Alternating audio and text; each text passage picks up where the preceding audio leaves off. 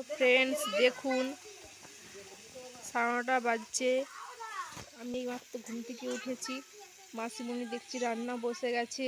মাসিমণি রান্না করছে আমাদের বাড়িতে। মাসিমণি আসছে, সে রান্না করছে, মা পুজোর জোগাড় করছে। আজকে পূর্ণিমা পূজা।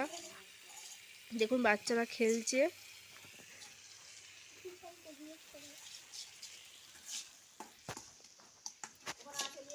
দেখুন আজকে পূর্ণিমা পুজো,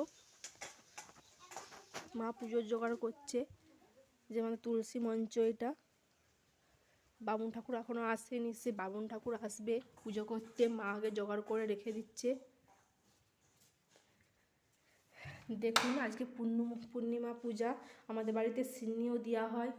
এ সত্যনারায়ণ পুজোতে সিন্নি দেওয়া হয়। পূর্ণিমা পুজো মা সব জোগাড় করে রেডি করে রেখেছে। দিয়ে মা হচ্ছে মাসিমণির সাথে একটু রান্না হেল্প করতে গেছে। আমার ঘুম থেকে একটু দেরি হয়ে গেছে, লেট হয়ে গেছে উঠতে। দেখুন এইটা আমার ঠাকুর ঘর। আমাদের আমি এসছি এখন বাপের বাড়িতে। পরশু দিনে আমি বাপের বাড়িতে আসছি।